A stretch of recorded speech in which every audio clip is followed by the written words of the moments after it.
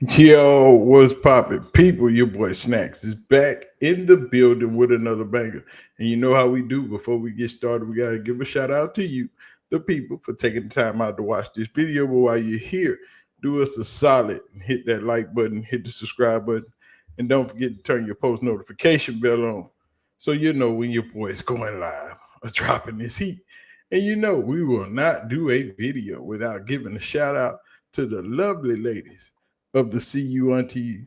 So when you see them in the chat or you see them in the comment section, make sure you holler at them and say what's up. But most of all, be respectful when you hollering at the aunties. You know what I'm talking about? Oh boy, week one of NFL football is about to start, and it's about to go down. Cleveland Browns, Cincinnati Bengals. What you got? Let's talk about it. Y'all ready? Let's go. Welcome.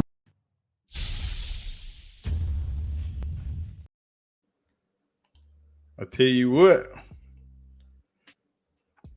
the Cleveland Browns are getting ready to face the Cincinnati Bengals real soon.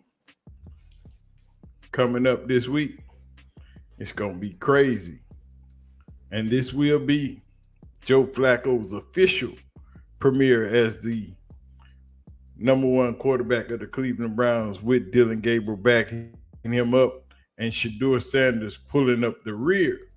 And as we all know, the man, the myth, the legend, Kenny Pickett, was traded on last week and now has been replaced in the number 2 section by the one and only Dillon freaking Gabriel. And something interesting has popped up. Dillon Gabriel has did the unknown.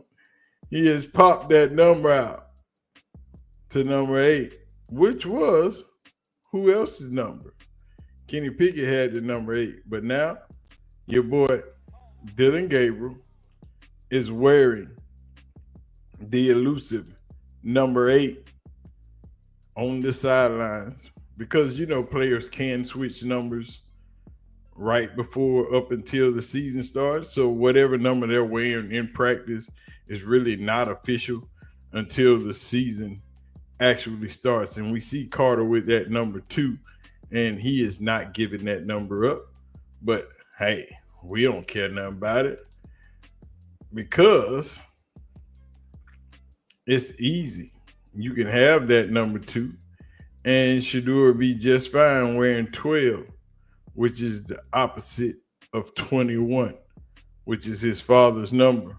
But we all know that a lot of things have been said, and a lot of people are wanting Shedeur Sanders to start this season and to lead the season off. But Joe Thomas, Browns legend, Hall of Famer, was on Outkick. And you know when they on Outkick, we know what that means. That's them people over there, right-wing conservative, whole lot of racists. But this is what he had to say. What makes Gabriel a better quarterback right now than Sanders? Well, it's just his ability to be able to handle that NFL offense. He played 6 years of college ball. He has an enormous amount of starting experience. I think he actually is the guy that set the record for playing the most games in college football, because he did play those 6 seasons because of COVID. And so I think his just ability to go out there to be able to handle the enormous amount of things that you have to think about as an NFL quarterback, the tons of different defenses and looks and coverages, his ability to get rid of the football quickly, to move inside the pocket. Now, that's not saying he's a better long-term prospect or he has a higher ceiling, but right now he just has more capability of running the offense and at least setting up the other guys on that team than Shedeur Sanders does. And I think Shedeur is going to have a great NFL career, but we saw a lot of those issues that he had in college show up in that last preseason game against the Rams, where when things start breaking down or he's not feeling comfortable with the route combinations or maybe what he's seeing on defense, tends to drift in the pocket, tends to hang on to the football. And it's really hard to say, well, this guy's a better quarterback if he continues to just take sacks and drift in the pocket, because you never find out what the other guys are doing if he's getting sacked 25 yards behind the line of scrimmage. Now, what we won't say is, let's start with the first thing, that Dillon played 6 years of college football. Why do you think that is? That Dillon played 6 years of college football. Remember, you can come out after year 3 in college. So year 3, he wasn't good enough. Year 4, his senior year, he wasn't good enough. Year 5, the extra year, he wasn't good enough. Year 6, the extra year, where he really had no choice. He had no more time left in college. He had to come out. And yet and still, he wasn't good enough. He played 6 years in college. And yet and still, he's only 4,000 yards ahead of Shedeursanders in passing yards. Only around 5 or 6 touchdowns ahead of Shedeursanders in total touchdowns. Shedeur leads the NCAA in completion percentage all time. Dillon Gabriel leads the NCAA all time in games played. He played more games than anybody in college football. And yet still he leads in that stat and that stat alone. So you had to play 6 years of college football in order to become a third round pick. So makes no sense to me. But yet and still they're pushing that narrative that Shedeur is not ready. But when we seen Shedeur with the same O-line that Dillon has had the last 2 times he's been out, Shedeur performed very, very well. When he was left with that porous line, that line that was absolutely horrible, that couldn't block my 5-year-old nephew, then he resorted to running around and doing all the other things because he had no choice. Yeah, he could have took a sack. Yeah, he could have stepped up in the pocket only to get his head taken off by the guard that was pushing the offensive guard into his chest. People look at that tape and make all types of excuses, but it's plain as day. He had no time. But the Kelsey brothers had something to say. But before we go there, Johnny Manziel, who is not the greatest Cleveland guy to ever talk about playing in Cleveland, because we know how unprepared Johnny Manziel was, but Braylon Edwards, a Michigan graduate, a Cleveland Browns aficionado, also had a lot to say about that. There were a lot of ups and downs, whether there was, altercations outside of nightclubs, or whether there was, losing seasons, or whether there was, comments in the media that the media portrayed another way. Shout out to Mary Kay Cabot and Tony Grossi, and I always felt like I was fighting. I felt like I was fighting the organization. Well, we got to mention the haters. Shout out to the haters, Mary Kay Cabot and Tony Grossi. Let's go back. Cabot and Tony Grossi, and I always felt like I was fighting. I felt like I was fighting the organization. You look at the organization at the time, Johnny, I didn't notice. They didn't even want me. Like, I wasn't the draft pick that the Browns wanted. The owner was the only person that wanted me. And what a shitty feeling. What? I'm in the building. I have a building divided, right? People you walk by and they're like, yo, we love you. We're bought into you and we're working with you. And then you'll walk by people and feel a wave of energy that are like, fuck this guy. Yeah, like, we don't want you here at all. I'm not the only story. You look at Tim Couch, Brady Quinn. Deshaun has struggled since he's got there. We played the Steelers. I proceeded to go out there, had 133 yards. Most I'd ever had on the Steelers. It's like big game for me. I think it's the most yards I had at the time. So I'm feeling very proud about this game.